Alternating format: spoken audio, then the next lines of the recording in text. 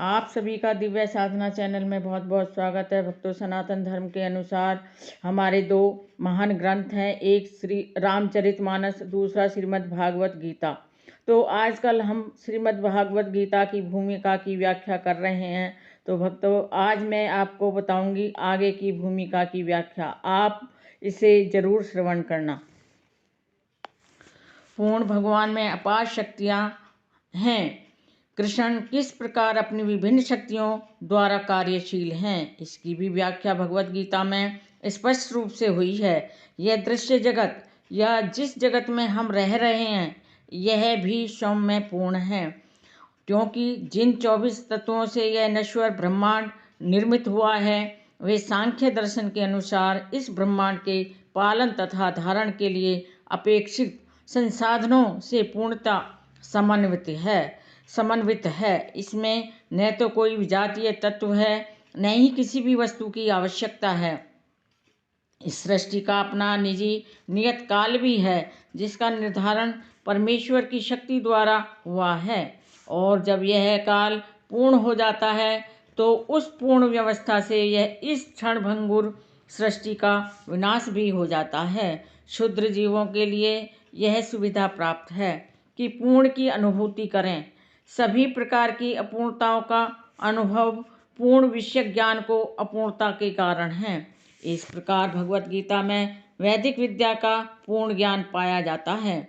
सारा वैदिक ज्ञान अमोघ है और सारे हिंदू इस ज्ञान को पूर्ण तथा अमोघ मानते हैं। उदाहरण के लिए गोबर वैसे तो पशुमल है, और स्मृति या वैदिक आदेश के अनुसार यदि कोई पशुमल का स्पर्श करता है तो उसे शुद्ध होने के लिए स्नान करना पड़ता है। लेकिन वैदिक शास्त्रों के अनुसार गोबर को पवित्र करने वाला माना गया है। इसे विरोधाभास भी कहा जा सकता है, लेकिन यह मान्य है क्योंकि यह वैदिक आदेश है और इसमें कोई संदेह भी नहीं है कि इसे स्वीकार करने पर किसी प्रकार की कोई त्रुटि होगी।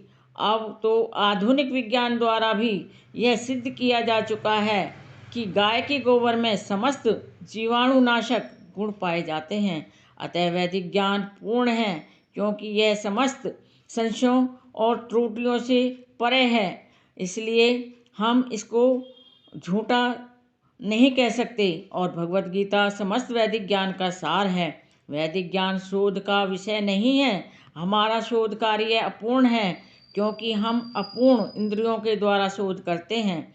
हमें पहले से चले आ रहे पूर्ण ज्ञान को परंपरा द्वारा स्वीकार करना होता है। जैसा कि भगवत गीता में कहा गया है, हमें ज्ञान को उपयुक्त स्रोत से, परंपरा से ग्रहण करना होता है, जो परम गुरु साक्षात भगवान से प्रारंभ होती है, और शिष्यों गुरुओं की यह परंपरा आगे बढ़ती जाती है। छात्र के रूप में अर्जुन भगवान कृष्ण से शिक्षा ग्रहण करता है, और उनका विरोध किए बिना वह कृष्ण की सारी बातें स्वीकार कर लेता है और उसी के अनुसार कार्य करता है। किसी को भगवत गीता के एक अंश को भी स्वीकार करने और दूसरे अंश को अस्वीकार करने की अनुमति नहीं दी जाती।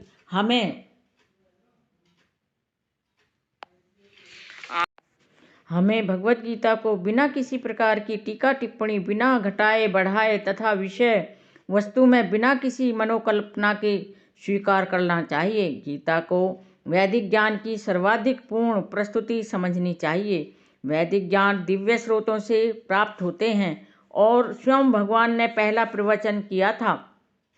भगवान द्वारा कहे गए शब्द अपौरुषेय कहलाते हैं, अर्थात भगवान द्वारा कहे गए शब्द बहुत ही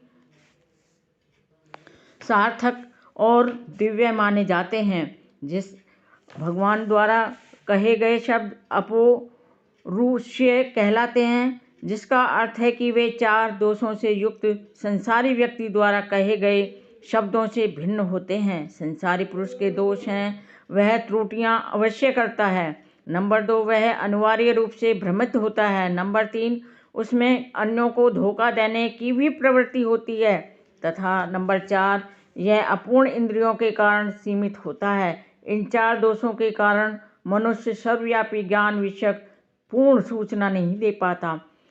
भक्तों, आज की व्याख्या की भूमिका की व्याख्या आज ही यहीं समाप्त करते हैं। आगे की व्याख्या हम कल करेंगे। धन्यवाद।